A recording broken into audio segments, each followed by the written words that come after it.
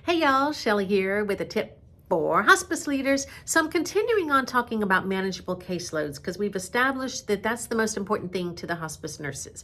I would be remiss in this discussion if I didn't do a video on patient acuity.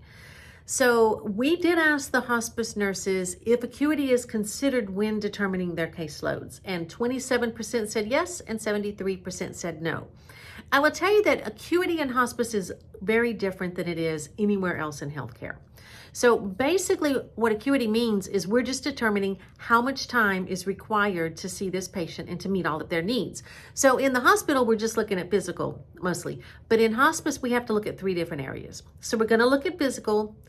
What do I need to do to this patient? What physical things am I going to be doing? Then we're going to look at demographical, which is much more than just how far away that patient is. And then thirdly, we're going to look at emotional acuity, not just the needs of the patient, but also the needs of the caregiver, because sometimes the caregiver's emotional needs can take even more time than the patient's.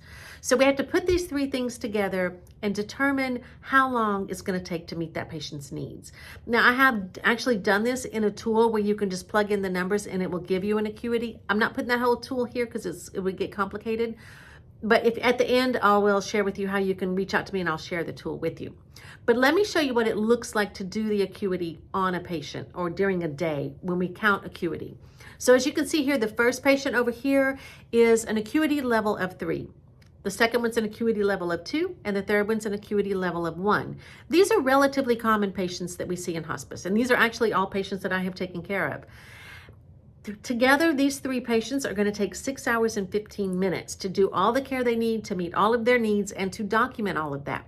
6 hours and 15 minutes. Now, you also have to consider that your nurse is going to have to eat and probably stop for a couple of bathroom breaks. So let's say that takes another 45 minutes or so. So altogether, we got 7 hours to see these three patients.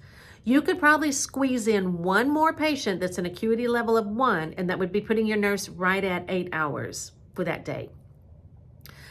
So it seems like that's only 4 visits in a day. And I know that doesn't sound like very much. And I know that that does not meet a lot of what we have established to be productivity requirements for our nurses.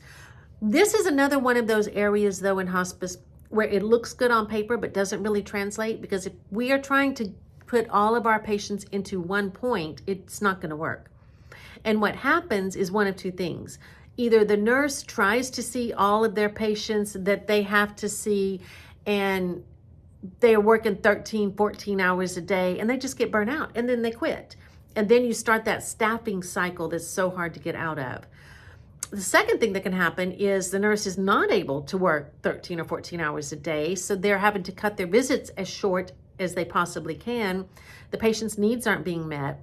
Your quality scores drop, your satisfaction scores drop. Your patients revoke hospice or transfer to another hospice, or you've got the constant calling of the EMS and going to the hospital, going to the emergency room over and over. So all of that gets very expensive. You know, we've talked about live discharges and how close Medicare is looking at that.